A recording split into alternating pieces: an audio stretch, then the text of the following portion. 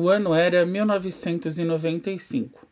O arquivamento, dessa vez em definitivo, de um ambicioso projeto de modernização da tração elétrica nos trilhos paulistas deixou por aí alguns resultados. 2 locomotivas rodando a esmo, algumas semi-prontas, a maioria encaixotadas e um rombo, acredite se quiser, nos valores de hoje, de 12 bilhões e meio de reais aos cofres públicos. Foi o maior escândalo da história da FEPASA e contribuiu significativa e definitivamente para deixar o estado de São Paulo fora dos trilhos.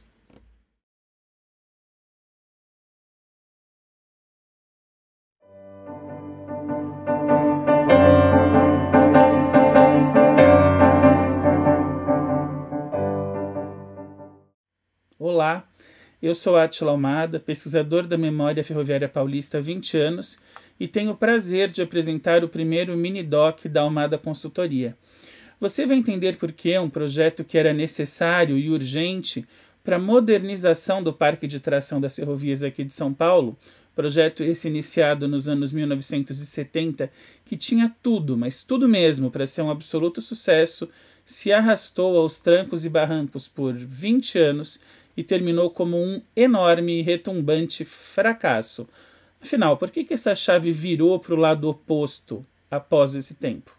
Para entender o final, para entender a consequência, é preciso, por clichê que seja, saber a causa. Vamos conhecer a base de toda essa história.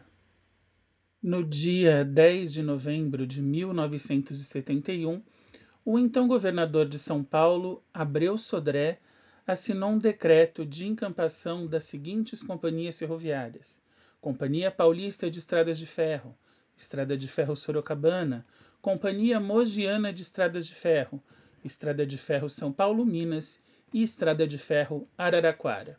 Bom, mas o que era uma encampação? Encampação, basicamente, é a junção dessas 5 companhias em uma única, sob administração estatal. A partir daquela data, então, estava formada a FEPASA, Ferrovia Paulista Sociedade Anônima. É interessante saber que, bem antes de a encampação efetivamente acontecer, essa história já corria na forma de boato pelos corredores das empresas ferroviárias aqui de São Paulo. Ouça o que nos diz o ferroviário Eduardo Levada, oriundo da Companhia Paulista de Estradas de Ferro.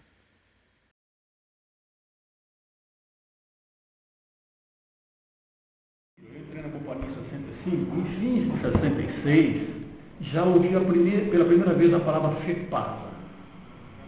O que seria FEPASA? FEPASA, Ferrovia Paulista S.A. E a ideia foi crescendo, os meses passando. Até então eu já estava no departamento de materiais e a coisa foi sendo divulgada à beça. O governador queria unir as ferrovias. Então houve um misto de ideias. Muitas pessoas entendiam que unidas as ferrovias, elas iam crescer juntas e teriam bem mais chance de prosperar do que sozinhas. Outros, já mais pessimistas, achavam que era o início do fim da ferrovia e estavam certos. A FEPASA, mais do que 5 empresas, herdou 5 culturas administrativas, culturas de trabalho diferentes. Toda essa gente da administração foi realocada, foi colocada na estação Júlio Prestes, aqui em São Paulo, ex-sede administrativa da Estrada de Ferro Sorocabana. Mas, obviamente, nenhum chefe, nenhum gerente, nenhum diretor queria perder o seu posto e começou uma guerra político-administrativa dentro da FEPASA. Talvez isso não importasse tanto aos gestores, porque desde o começo a presidência da FEPASA foi ocupada por pessoas indicadas pelo governador de São Paulo. Sim, você já entendeu. Apadrinhamento político.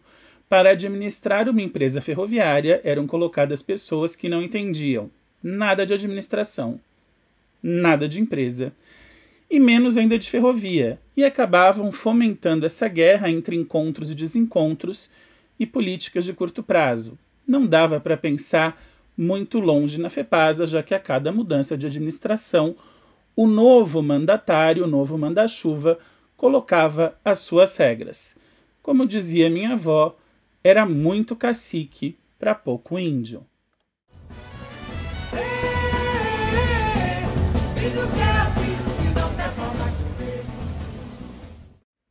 Quanto ao parque de tração e de material rodante em geral, também era bem diverso. Vale lembrar que a FEPASA juntou ferrovias de bitolas diferentes. Enquanto, por um lado, Paulista e Araraquara traziam uma bitola larga, bitola de 1,60 m nas suas linhas tronco, Mogiana, Sorocabana e São Paulo Minas traziam a bitola métrica, 1 metro entre os trilhos, também nas suas linhas tronco. Isso significava que não poderia haver a comutabilidade de trens. Como havia material rodante numa quantidade bem razoável, não foi um problema. Eventualmente, alguns vagões paravam, alguns carros de passageiros, tirava-se um horário de trem, diminuía-se um ramal, fechava-se uma estação ou reduzia a parada e caminhava-se. O problema foi quando as locomotivas começaram a pifar, porque não eram, na sua maioria, locomotivas novas, e aí seria necessário substituir. Veja, você pode tirar 1 ou 2 vagões, 1 ou 2 carros de passageiros de um trem, mas se você tirar a locomotiva, o trem não acontece. Tudo indicava que a substituição seria feita, já ali nos anos 70, por locomotivas a diesel, que eram recentes produtos tecnológicos da indústria e traziam um custo barato. Só que teve um probleminha. Em 1973, aconteceu o choque do petróleo.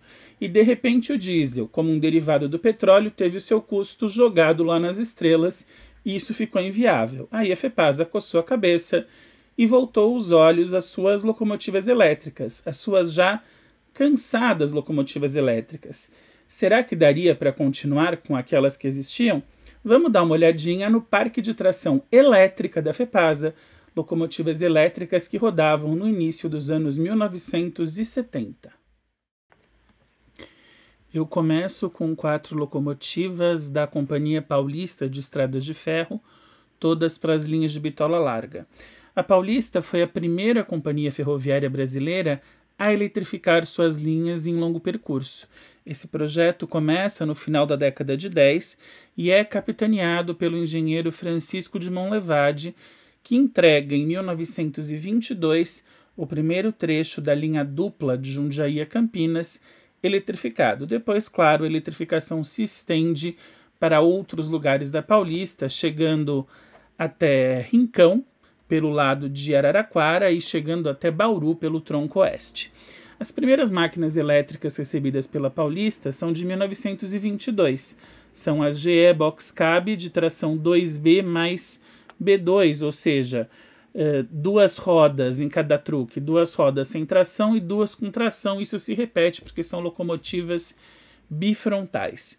Em 1924, a Paulista recebe mais um lote de Boxcab, dessa vez fabricadas pela Baldwin com motorização Westinghouse, assim como receberia de outras fabricantes, outros modelos da GE, outros Westinghouse e até uma Metropolitan Vickers, e recebe as primeiras manobreiras elétricas, que são de tração BB, chamadas de baratinhas, em 1924, logo depois seguidas pelas baratonas, né? Os apelidos que elas ganharam. As baratonas eram um pouco maiores, um pouco mais, digamos assim, encorpadas, mas tecnicamente eram locomotivas bem semelhantes. Veja aí a vanguarda da Companhia Paulista em eletrificar inclusive os seus pátios de manobra, porque as baratinhas e baratonas não eram locomotivas para o trecho, eram locomotivas para formar trens. Enquanto todas as outras empresas mantiveram até os anos 40 ou 50 os seus pátios de manobra com locomotivas a vapor, a Paulista, assim que pôde, colocou as locomotivas elétricas, claro, nas regiões em que havia rede aérea.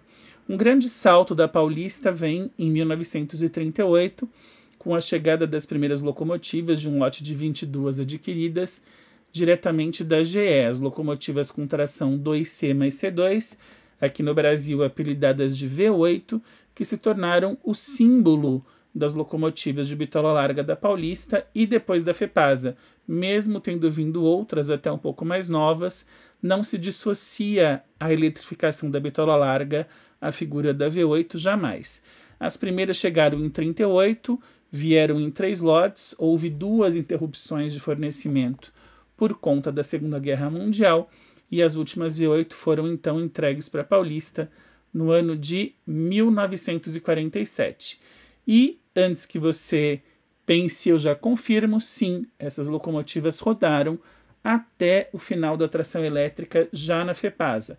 Claro que não todas, o número de boxes cabe se reduziu muito, muitas foram sucateadas dos anos 70 aos anos 90, mas as baratonas e baratinhas foram reformadas, poucas pararam de rodar e elas tiveram vida útil nos pátios de manobra até 1998, assim como as V8. Então veja aí, são locomotivas que suaram bastante, trabalharam por mais de 70 anos. Em 1943, chegam as primeiras máquinas da bitola métrica para Sorocabana. É importante dizer aqui que a Sorocabana, apesar de ter uma administração autônoma, era já estatizada, portanto, era o Estado de São Paulo quem fazia as compras de material para a empresa. Essas locomotivas foram licitadas para a Metropolitan Vickers, que deveria ter executado o projeto e não o fez por conta da Segunda Guerra Mundial. Assim sendo, a GE e a Westinghouse se uniram para poder entregar as locomotivas, 25 delas com parte eletromecânica GE, 21 com parte eletromecânica Westinghouse, totalizando 46 máquinas. Em 1951 foi a vez de a Paulista receber material novo, 5 locomotivas do tipo 2D mais D2, fabricadas pela GE, originalmente produzidas para a União Soviética, que sofreu então o embargo econômico dos Estados Unidos.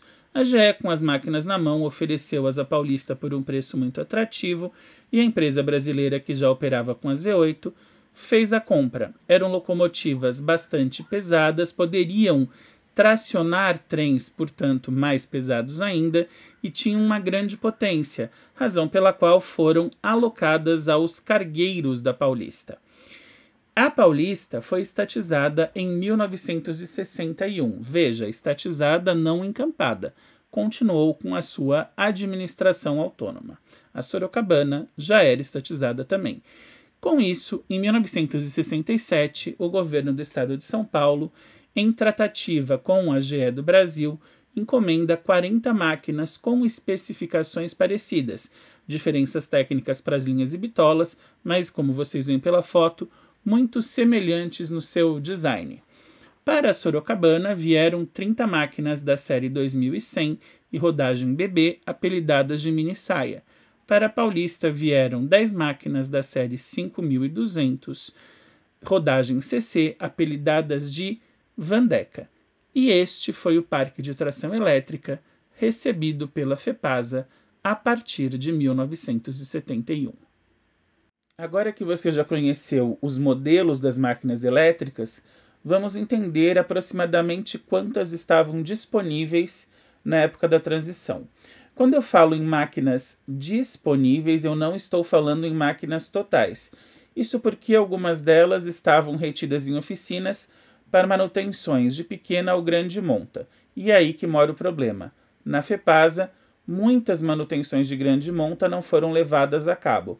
Muito pelo alto custo que envolvia essas manutenções e pela dificuldade para encontrar peças, sobretudo das máquinas mais antigas, algumas acabaram baixadas e canibalizadas para fornecer sobressalência às que ainda rodavam. Isso posto, vamos lá, em termos de número. Na métrica, oriundas da Sorocabana, a conta é um pouco mais fácil. Eram 46 lobas e 30 mini-saias, 76 locomotivas totais. Vamos colocar aí na casa de umas 70 disponíveis. Na larga, oriundas da Companhia Paulista, a conta fecha com um pouco mais de dificuldade, por quê? É fácil de saber que eram 22 V8, 5 russas e 10 vandecas, 37 máquinas. Porém, as baratinhas e baratonas que faziam as manobras nos pátios e as box mais antigas, as primeiras ainda disponíveis, eram um número impreciso. Algumas sofreram baixa operacional logo no início da FEPASA, uma box na Paulista, e desde o início da FEPASA até os primeiros anos, muitas dessas também foram parando. Então, contando as 37 fixas, mais baratinhas e baratonas e as box que ainda rodavam, trabalhamos aí com 50, no máximo 60 locomotivas disponíveis.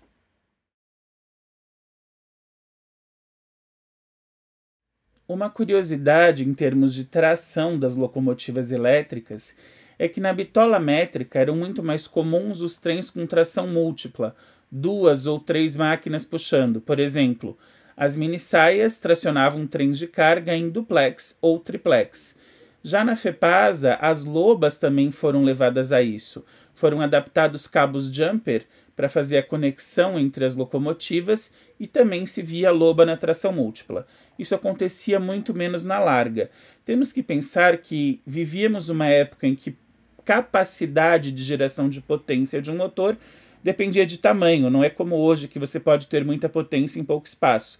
Estamos falando aí de tecnologias de 60, 70 até 80 anos atrás. Portanto, como as locomotivas da métrica eram menores, elas eram, via de regra, menos potentes que as da larga. Veja, uma russa que era da larga, que era imensa, podia muito bem dar conta do serviço sozinha. Portanto, isso nos leva à seguinte informação. Embora o número de locomotivas na larga fosse menor, havia disponibilidade para mais trens, uma vez que na métrica você precisava de 2 ou 3 locomotivas para atender a mesma capacidade de peso.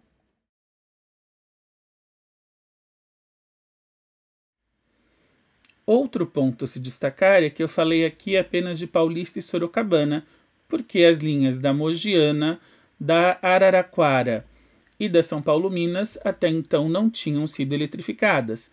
Foram ferrovias que contaram com locomotivas a vapor, substituídas a partir dos anos 40 e 50 por máquinas a diesel. Quando notares estás à beira de um abismo. Em 1976, sob a gestão do governador Paulo Egídio Martins, a FEPASA deu início ao seu processo de reequipamento, voltando os olhos para as locomotivas elétricas. Para quem pensa só no transporte de passageiros, o reequipamento da FEPASA soou estranho. Afinal, nos primeiros anos como estatal, a companhia passou a régua em aproximadamente 40% das suas estações ou paradas e suprimiu vários horários de trens. Porém, paralelamente, o número de carga geral transportada sobre trilhos crescia, o que significava que esse investimento, apesar de ousado e arriscado, se justificava para esta demanda. Seja como for, todo esse processo, desde o início, seus riscos e suas falhas, você vai conhecer agora. A primeira coisa a ser destacada é a monumentalidade do projeto. Toda essa mudança envolveria mais de 800 quilômetros de trilhos, isso se nós considerarmos apenas os trechos em vias singelas, ou seja, trechos com apenas uma linha e não os trechos de linha dupla em que, por exemplo, um trem vai e outro volta, grosso modo. O primeiro trecho, o trecho de Santos a Mairinque, oriundo da Estrada de Ferro Sorocabana, já era eletrificado. Foi uma eletrificação tardia, concluída em 1967, mas já existia estrutura, já existiam as catenárias e as subestações. O segundo trecho, a variante Mairinque-Campinas, mais precisamente a variante Guaianã-Boa Vista, receberia a eletrificação pela FEPASA, e o trecho oriundo da Mogiana, trecho de Campinas a Uberaba, seria eletrificado do zero. Com relação à bitola, o trecho de Santos a Mairinque era originalmente de bitola métrica na Sorocabana, assim como o corredor Mairinque-Campinas, mas esses trechos receberiam a bitola mista, ou seja, poderiam rodar trens tanto da métrica quanto da larga. O terceiro trecho, que era o trecho da Mogiana, Campinas-Uberaba, continuava apenas em bitola métrica. Vamos às respectivas fases de projeto e execução. A primeira fase, na gestão Paulo Egídio, quando o presidente da FEPASA era o senhor Walter Bodini, foi a fase de assinatura do contrato de fornecimento das locomotivas com a francesa Alstom, vencedora da concorrência. A Alstom era, nos anos 70, um nome bem novo nas ferrovias brasileiras. Ela se tornou popular por fornecer trens para o metrô de São Paulo e depois para a CPTM a partir do final dos anos 90, mas ali, 20, 25 anos antes, não se ouvia falar muito dela não. E o que esse contrato contemplava? Contemplava o fornecimento de 80 locomotivas elétricas, mais peças de reposição, montagem de subestações elétricas, atualização das existentes e também obras na via. Em termos de número, as 80 locomotivas eram divididas em 70 para bitola métrica e 10 para bitola larga. E por que essa discrepância? Se a gente olhar os trechos e quilometragens, fica um pouquinho mais fácil de entender. A linha da Sorocabana, que era em métrica, tinha 600 quilômetros, um pouquinho menos, 550 quilômetros de eletrificação e, como você já viu, operava com algo entre 70 e 76 locomotivas. Se você somar as linhas eletrificadas da Paulista, contando a linha até Bauru e a linha até Araraquara, mais ou menos uns 600 quilômetros também, contando com 60 locomotivas. Então, se nós somarmos, nós vamos ver que havia ali uma equivalência. 600 quilômetros de linha, 70 locomotivas, assim como havia na Sorocabana, assim como havia praticamente no que era remanescente da Paulista. As 10 máquinas para larga, elas complementariam a tração nas linhas da Paulista, nas linhas tronco, e aí seriam divididas. Mas essas 70 seriam muito mais específicas para atender ao novo trecho eletrificado, ao trecho Campinas-Uberaba.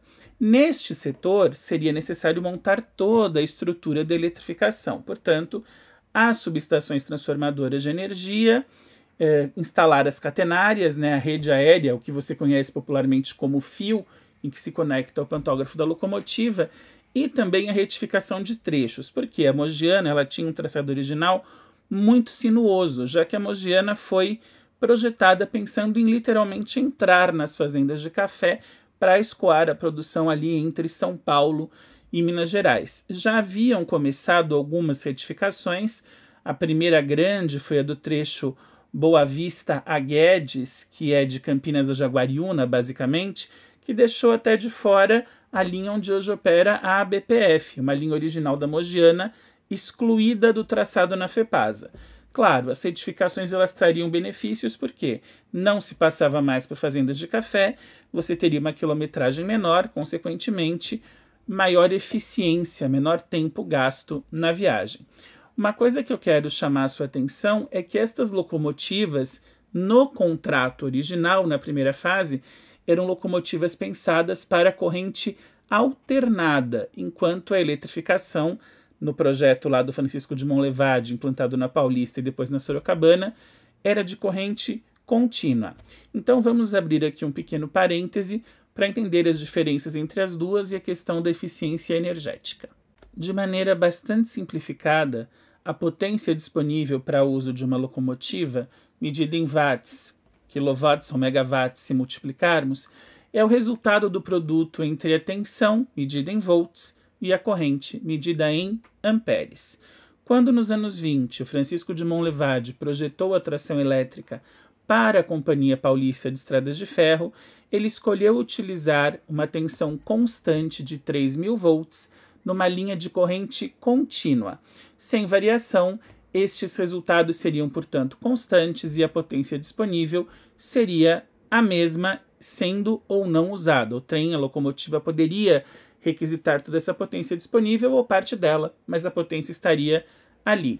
Obviamente, potência gerada e não utilizada significa gasto de energia. Um outro problema seria uma diminuição na corrente por dissipação, que é uma espécie de desperdício oriunda da questão elétrica num efeito chamado de efeito Joule. Então, quando você tem desperdício de corrente, que é um dos lados da multiplicação, mantendo a tensão elétrica contínua, a potência cai e o trem não consegue ter em determinados trechos todo o desempenho que deveria.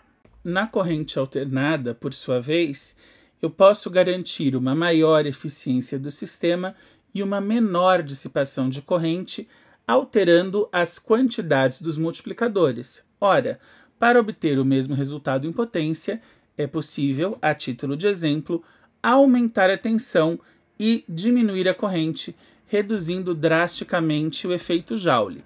Trata-se de um sistema que, quando bem desenvolvido, é mais econômico e mais eficiente. Você há de convir comigo, de maneira muito simples, que eficiência energética é um resultado, mas ela tem um custo. instalar um sistema de corrente alternada seria caro para a ferrovia, ainda mais que a FEPASA, nos seus trechos eletrificados, já tinha a estrutura da corrente contínua. As locomotivas novas, as francesas, portanto, teriam que ser adaptáveis para poder trafegarem nos dois sistemas, porque senão, se trafegassem só na corrente alternada, não poderiam, por exemplo, entrar na linha da Mairink Santos, o que não seria interessante, já que a ideia era elas servirem do Porto de Santos até Uberaba, cumprindo todo o corredor de exportação. Se você pensou nisso, pode ter certeza que a FEPASA naquela época também. Por que mudar todo um sistema, alterar um sistema, se eu já tinha um outro que, apesar de menos eficiente, estava implantado e funcionava? E daí começaram as mudanças e veio a primeira alteração no contrato original.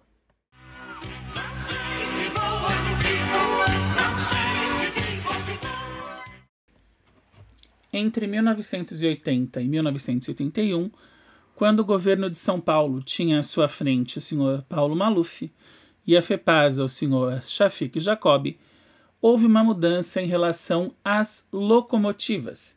As locomotivas não seriam mais de corrente alternada para não ter que haver o gasto com adaptações dependendo do trecho da linha no qual entrassem. Todas as locomotivas viriam somente com a corrente contínua de 3.000 volts. Por conseguinte, as subestações que gerariam energia em corrente alternada também seriam transformadas em subestações para a corrente contínua, assim as locomotivas trafegariam sem adaptações por todo o sistema eletrificado da FEPASA. Detalhe, em corrente contínua você aumenta o número de subestações no trecho. Além disso, 6 máquinas viriam prontas da França, viriam montadas pela Alstom, e as demais, em vez de serem montadas pela FEPASA, seriam montadas por uma terceirizada, ou seja, a FEPASA faz um contrato para a Engenharia e Máquinas, a EMAC, no Rio de Janeiro, montar essas locomotivas que depois seriam colocadas nos trilhos e viriam para São Paulo. Isso gerou, por óbvio, revisões, modificações de valores e de projeto nas locomotivas, além, é claro, de modificações no tempo. Se você se lembra, as locomotivas deveriam ser entregues entre 1982 e 1983. Com as modificações exigidas, obviamente, esse prazo foi adiado. E com a troca de governo, a FEPASA sofreu um belo tombo.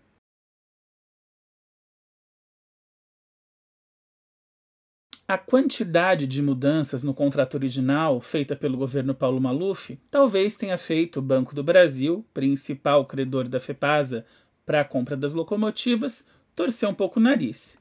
Mas, porém, todavia, contudo, Paulo Maluf era um governante de situação, ou seja, ele era alinhado com o governo nacional, com o governo central, ligado aos militares.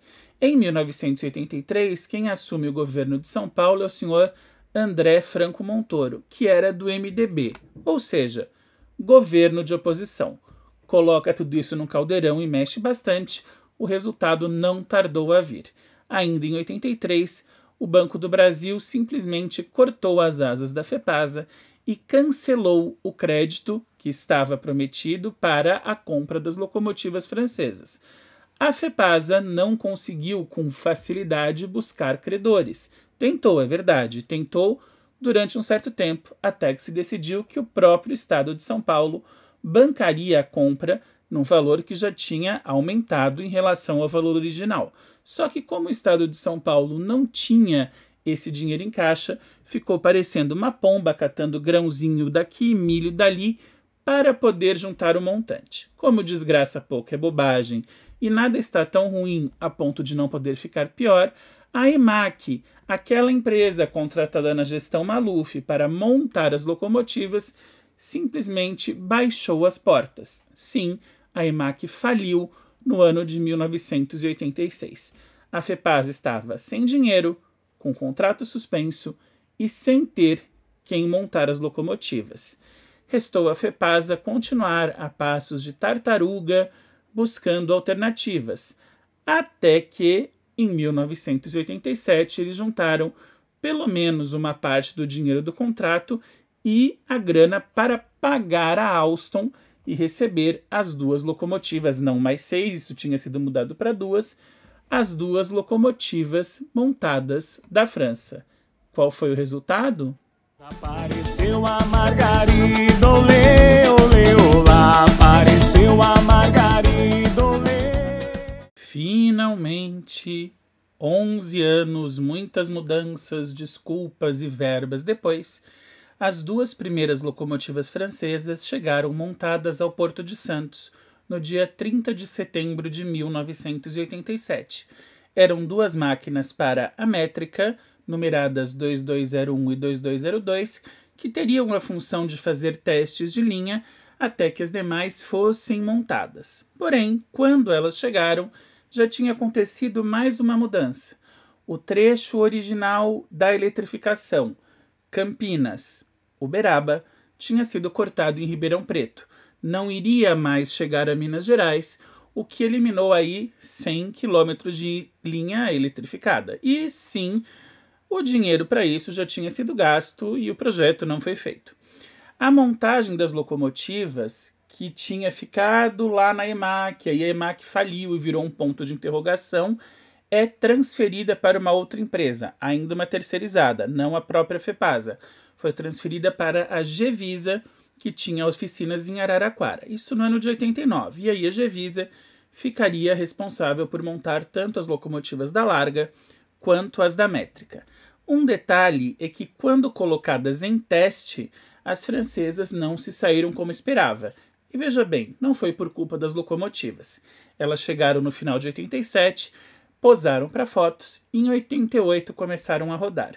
Porém, as locomotivas enfrentavam problemas de compatibilidade com os sistemas de sinalização da FEPASA, bem mais antiquado do que aquele que as máquinas foram projetadas para operar, e enfrentavam problemas com a via, que era instável, o que significava que as máquinas sofriam de eventuais descarrilamentos e principalmente sofriam de rupturas dos pantógrafos. Portanto, as francesas nunca chegaram a operar de maneira, digamos, regular. Eram muito bonitas, muito simpáticas, muito legais, tracionavam um trem aqui, um trem ali, posavam para fotos, como eu já disse, alguém tomava champanhe do lado delas, dizia que estava investindo muito na ferrovia, mas, na verdade, o que começou como a fina flor de um jardim estava virando mais, era uma bomba relógio. E aí você já sabe o que aconteceu.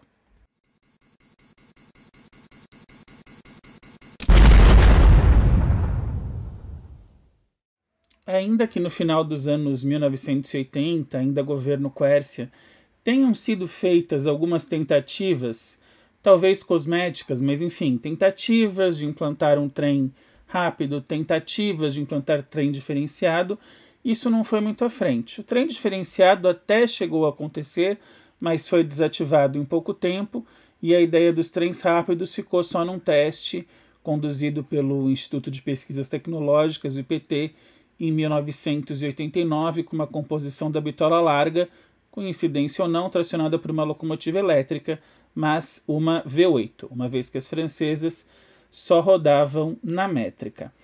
Com a troca de década, houve uma troca de gestão no governo de São Paulo e assume o governo Fleury. A FEPASA, entre os anos 90, morro abaixo e sem freio. Havia um investimento, digamos, de manutenção, mas muito básico, e muito abaixo do que a companhia necessitava, porque, como a manutenção já vinha deficitária praticamente desde o início da FEPASA, os custos iam se multiplicando, ou seja, para você ter uma companhia em plena atividade, você precisava recuperar todo o tempo e os equipamentos perdidos ou encostados e mantê-los. Como não veio toda essa verba, o que acontecia é que alguns equipamentos, linhas e estações eram mantidos em prol de outros, ou seja, muito mais máquinas encostadas, passando longos tempos na oficina, canibalizações, diminuição dos serviços de passageiros, serviços de carga mais ou menos estáveis, com algum acréscimo ou queda, pequenas flutuações, mas a FEPASA caminhava graças à devoção, não tem outra palavra, é devoção mesmo, dos seus funcionários que, por amor à ferrovia, ainda mantinham a instituição em pé. Até que, com a eleição de 1994 e um novo governo assumindo em 1995, o que aconteceu foi um tiro de misericórdia na já combalida Ferrovia Paulista. A gestão Covas-Pavan, que assumiu o estado de São Paulo em 95, Covas como governador, Pavan à frente da FEPASA, encontrou uma empresa ferroviária já praticamente moribunda. Havia ali duas opções: ou recomeçar quase que do zero, investir num reequipamento amplo, abrangente, em todas as linhas, em máquinas, em vagões, em carros de passageiros, em sinalização, ou deixar a coisa como estava, empanar, embalar bem, deixar com uma aparência bonitinha e entregar. Como o custo da opção número 2 era muito menor e como isso estava alinhado à política neoliberalista do governo, então preparou-se uma entrega da FEPASA. Em 95 ainda, o Pavan decidiu encostar todas as locomotivas elétricas, incluindo as da métrica e as da larga.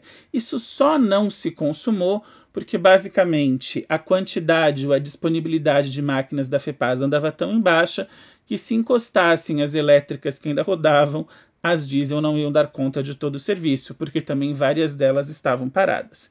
Mas o projeto das francesas, o projeto de eletrificação do corredor de exportação, foi abortado. E nem a Ribeirão Preto isso chegou. A eletrificação chegou apenas até Aguaí, a mais ou menos 100 quilômetros de Campinas. Então, dos 600 quilômetros viraram 500 e dos 500, na prática, ocorreram apenas 100. Só que os valores já tinham sido investidos, teria que se gastar de novo, portanto, por inviabilidade econômica, o projeto foi encerrado. Na prática, as francesas, as duas únicas montadas, rodavam esporadicamente, como eu já comentei, mas rodavam mais nas linhas da Sorocabana do que no corredor de exportação.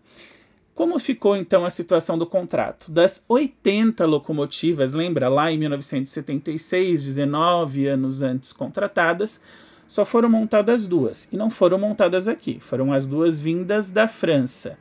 Na Gevisa de Araraquara, que tinha assumido a montagem a partir de 1989, 3 estavam praticamente prontas, 23 estavam em caixas e dispunham de peças para serem completadas. As demais, as outras que faltavam para as 80, nem todos os componentes receberam um ou outro, mas não poderiam ficar em pé. As da larga, para vocês terem ideia, receberam apenas os truques. Enfim, projeto abortado, dinheiro gasto e a FEPASA seguiu piorando a cada dia. Fizeram ali novos nomes de trens expressos em 96, Expresso Ouro Verde, Expresso Bandeirante, Expresso Azul, mas isso já era uma preparação para o que viria a acontecer alguns anos depois.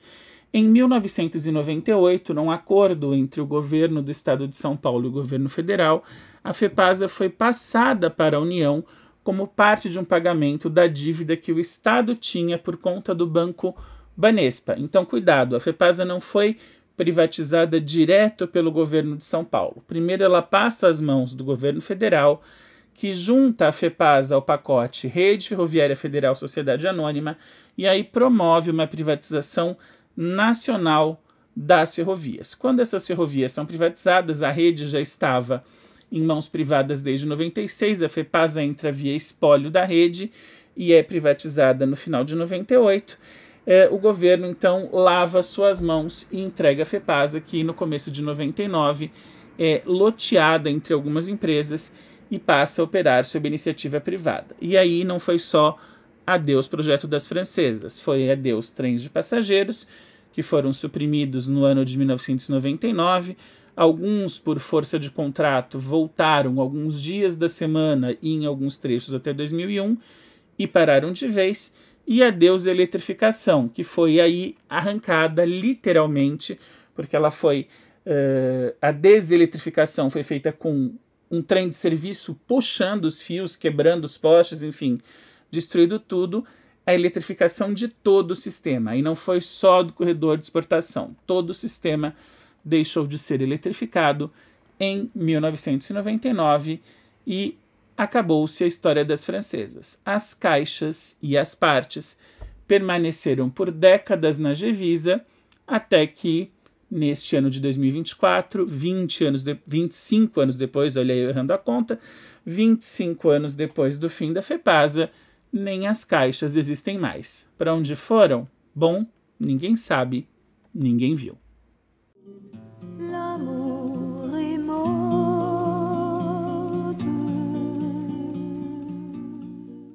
Se o governo paulista cometeu um gravíssimo erro ao entregar a FEPASA, porque deveria ter investido pesado para reerguê-la, ou se não havia nada mais o que fazer a não ser deixar a empresa em mãos privadas, que voltaram a fazer a ferrovia dar lucro, essa é uma discussão que eu deixo na sua mão. Ao fim e ao cabo, ela pode acabar num braço de ferro ideológico que não vai trazer os trens de volta. O que é preciso reafirmar aqui é que a FEPASA só chegou à situação de penúria que chegou em seus últimos dias graças a uma péssima gestão e a uma administração vergonhosa por parte do Estado de São Paulo desde a sua criação em 1971. Foi a absoluta falta de investimento e a negligência no transporte ferroviário que decretaram o fim da FEPASA, apesar da abnegação e da dedicação dos seus funcionários. Você fica com imagens, com vídeos que eu fiz das duas únicas francesas construídas, a 2202 primeiro e a 2201 depois, porque estava mais afastada, na cidade de Mairinque, em agosto de 2021. Esse pátio hoje é difícil de ser acessado, porque está em estado de completo abandono e o mato está muito alto.